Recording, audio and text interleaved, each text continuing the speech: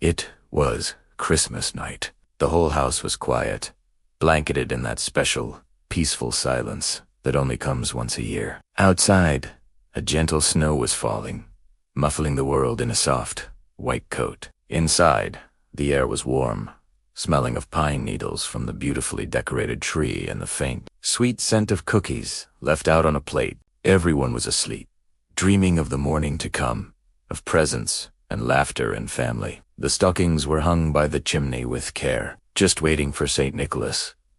The fire in the hearth had long since died down, leaving nothing but glowing red embers that pulsed softly in the darkness. But at exactly 2 o'clock in the morning, a sound broke the stillness. It wasn't the gentle jingle of sleigh bells. It wasn't the happy ho-ho-ho of a jolly old man. It was something else.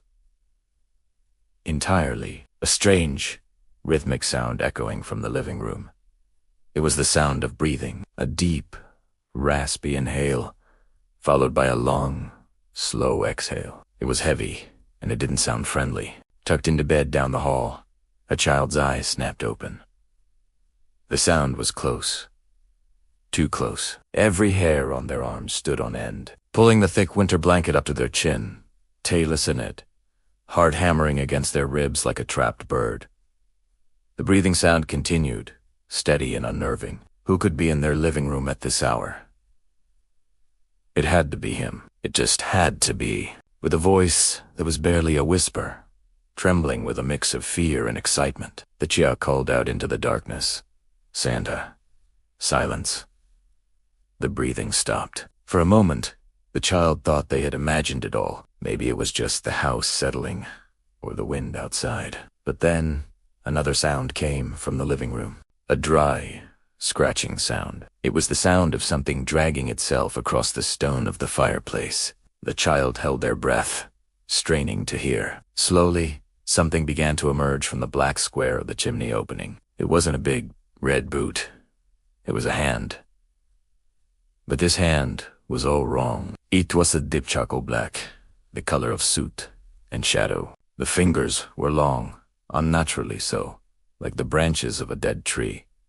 And the nails were far, far too long, sharpened 2 wicked points that scraped against the brick as the hand pulled itself further out. It was a terrifying, skeletal thing that didn't belong in their warm, safe home. As the hand reached the floor, something small and white fluttered down from its grasp, landing silently on the rug in front of the dying embers.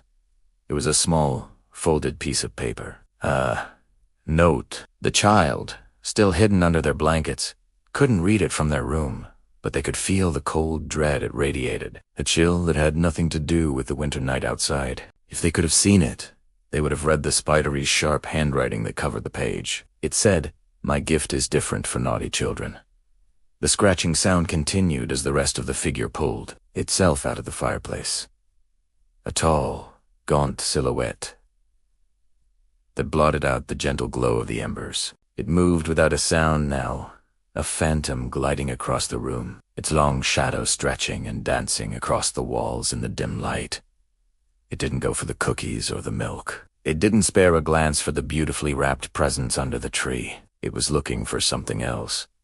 When the sun finally rose on Christmas morning, its bright, cheerful rays streamed through the windows, making the tinsel on the tree sparkle and the ornaments glitter like jewels. The presents were all still there, untouched. The plate of cookies and the glass of milk sat just as they had been left. The house looked exactly as it should on Christmas morning. But something was terribly wrong. The tree was still decorated. The stockings were still hung. But in one of the beds down the hall, the blankets were thrown back onto an empty mattress. One child was missing. And the only thing left behind was a single, small note on the living room floor, and a faint trail of soot leading from the fireplace, out the front door, and disappearing into the freshly fallen snow.